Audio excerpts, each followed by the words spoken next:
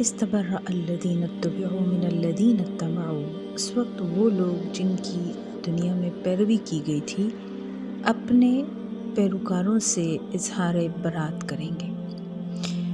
یعنی دیکھیے، سوسائٹی میں کچھ لوگ ایسے ضرور ہوتے ہیں جو دوسرے لوگوں کو اپنے پیچھے لگا لیتے ہیں، چاہے وہ کسی بھی لیول پر ہو، دنیا کا لیول ہو، دین کا لیول ہو، کوئی عہدیدار ہو، کوئی مذہبی رہنما ہو، تو لوگ انہیں اپنا رہنما مانتے ہیں، اپنا پیشوا مانتے ہیں، اپنا امام مانتے ہیں اور ان کی پیروی کرتے ہیں۔ پھر اپنی عقلوں کو بالکل بند کر کے ان کی ہر سچی جھوٹی بات پر جو ہے نا سر جھکا دیتے ہیں۔ تو جب آخرت کا عذاب ظاہر ہوگا تو یہ امام، یہ پیشوا اس عذاب سے بچانے میں اپنے فالورز کے کچھ بھی کام نہ آئیں گے اور ان سے صاف صاف اظہار برات اور لا تعلقی کا اعلان کر دیں گے۔ فرمایا وَرَأَوُا الْعَذَابَ وَتَقَطَّعَتْ بِهِمُ الْأَسْبَابُ، اور وہ عذاب سے دوچار ہوں گے اور ان کے تمام تعلقات کٹ جائیں گے، منقطع ہو جائیں گے۔ یعنی جب جہنم ان کی آنکھوں کے سامنے آ جائے گی تو تمام تر رشتے کٹ جائیں گے۔ سورہ عبسہ میں بھی اسی طرح کا نفسا نفسی کا نقشہ ہے نا، کہ یوم یفر المرء من اخیہ و امہ و ابیہ و صاحبتہ و بنیہ لکل امرئ منہم یومئذ شأن یغنیہ۔ اس روز آدمی بھاگے گا اپنے بھائی سے اور اپنی ماں سے اور اپنے باپ سے اور اپنی بیوی سے اور اپنی اولاد سے۔ ان میں سے ہر شخص پر اس دن ایسا وقت آ پڑے گا کہ اسے اپنے سوا کسی کا ہوش نہیں ہوگا۔ اسی طرح دیکھیے سورہ المعارج میں فرمایا یود المجرم لو یفتدی من عذاب یومئذ ببنیہ وصاحبتہ واخیہ وفصیلتہ التی تؤویہ وما فی الارض جمیعا ثم ینجیہ۔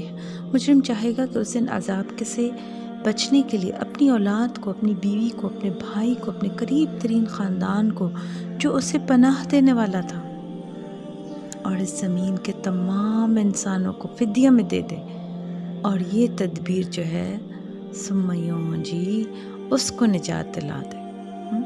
یعنی دیکھیں آیت میں کیا کہ اللہ تعالیٰ نے فرمایا نا کہ وَتَقَطَّعَتْ بِهِمُ الْأَسْبَابُ، یعنی ان کے سارے رشتے منقطع ہو جائیں گے۔ یہ لمحہ کیا ہے؟ یہ لمحہ فکریہ ہے۔ یعنی جن رشتوں کی وجہ سے، جن اولادوں کی وجہ سے، جن پیاروں کی وجہ سے ہم حرام کو حلال اور حلال کو حرام کر رہے ہیں، جن کی دلجوئی کے لیے حرام کی کمائی کرتے ہیں اور جن کی ناراضگی کے خوف سے دین کے راستے پر آگے نہیں بڑھ رہے، یہ سارے رشتے یاد رکھیں اسی دنیا تک محدود ہیں، آخرت میں یہ کچھ بھی ہمارے کام نہ آئیں گے۔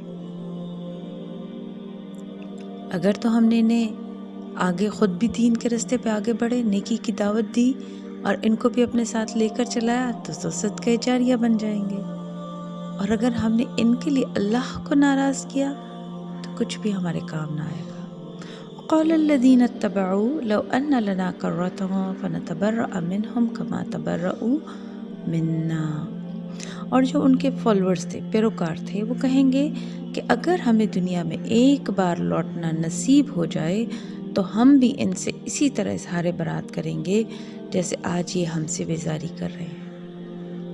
كذلك يريهم الله أعمالهم حسرات عليهم، اسی طرح اللہ تعالیٰ ان کو ان کے اعمال حسرتیں بنا کر دکھائے گا۔ قیامت کا دن کو یوم الحسرہ بھی کہا جاتا ہے۔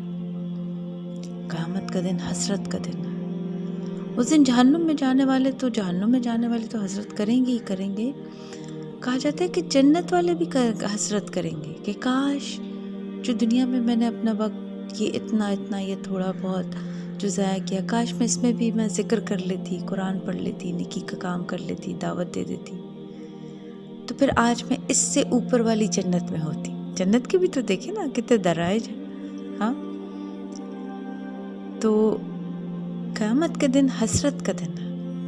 اللہ تعالیٰ ہمیں اس دن کی حسرت سے بچا لے اور آج ہمیں عمل کرنے کی توفیق دے دے، اور اللہ تعالیٰ ہمارے تمام احسن اعمال جو ہیں قبول فرمائے اور اس کا اجر دنیا اور آخرت میں ہمارے لیے محفوظ کر دے۔ تو وہ جہنم میں جانے والے کہیں گے کہ کاش ہم نے سمجھ لیا ہوتا، کاش ہم نے ان لوگوں کی پیروی نہ کی ہوتی، کاش ہم نے ان کو اپنا پیشوا امام نہ بنایا ہوتا۔ یعنی وہ جو حق کی دعوت نہ دے، یعنی کس کی پیروی کرنی ہے اور کس طرح سے کرنی ہے، یہ بھی ہمیں قرآن ہی سکھاتا ہے کہ جو خود ہدایت یافتہ ہو تو دیکھو عقل سے کام لو۔ بار بار قرآن ہماری عقل کو جھنجھوڑتا ہے کہ کیا تم عقل سے کام نہیں لیتے، کیا تم غور و فکر نہیں کرتے؟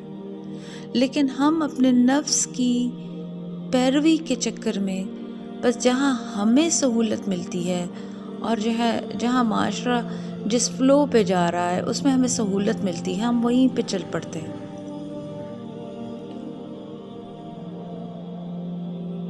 لیکن جہاں ہمیں سٹینڈ لینا پڑتا ہے، مشکل تو آئے گی۔ دین کا راستہ تو میں کہتی ہوں نا کہ مشکل ہے۔ آپ صلی اللہ علیہ وسلم نے ہمیں بتا دیا، خاردار کانٹوں بھرا راستہ ہے، مشکل آئے گی، لیکن وہ جس کے لیے مشکل اٹھائیں گے وہ ہماری مشکل کو آسان کرنے پر قادر ہے۔ اعتماد تو کرو، یقین تو کرو، حسبنا اللہ و نعم الوکیل کو اپنا سہارا تو بناؤ، اور پھر بے فکر ہو جاؤ۔ وما ہم بخارجین من النار، اللہ تعالیٰ فرماتے ہیں کہ وہ جتنی بھی حسرت کریں لیکن اب وہ آگ سے نکلنے والے نہیں ہوں گے، دوزخ سے نکلنا اب ان کو نصیب نہیں ہوگا۔ اللہم اعذنا منہم۔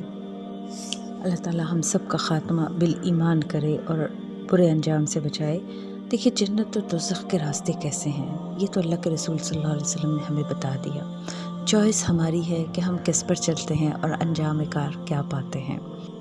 قول رسول اللہ صلی اللہ علیہ وسلم حفت النار بالشہوات وحفت الجنت بالمکارہ۔ بخاری و مسلم کی روایت ہے کہ رسول اللہ صلی اللہ علیہ وسلم نے فرمایا، جہنم کو لذتوں اور نفس کی خواہشوں سے گھیر دیا گیا ہے اور جنت کو سختیوں اور مشقتوں سے گھیر دیا گیا ہے۔ مطلب کیا ہوا کہ جو شخص اپنے نفس کی پوجا کرے گا نا اور دنیا کی لذتوں میں پڑا رہے گا، پھر اس کا ٹھکانہ جہنم ہے، اور جسے جنت لینے کی تمنا ہو تو وہ کانٹوں بھری راہ اختیار کرے گا، اپنے نفس کو شکست دے کر ہر مشقت اور ناگواری کو اللہ تعالیٰ کی خاطر گوارا کرنے پر مجبور کرے گا اپنے نفس کو۔ کیونکہ جب تک کوئی انسان اس دشوار گزار گھاٹی کو پار نہیں کرتا، آرام اور راحت کی جنت میں کیسے پہنچے گا؟ اللہم انا نسألک الجنت الفردوس۔ اللہ تعالیٰ ہم آپ سے جنت الفردوس کا سوال کرتے ہیں، آمین یا رب العالمین۔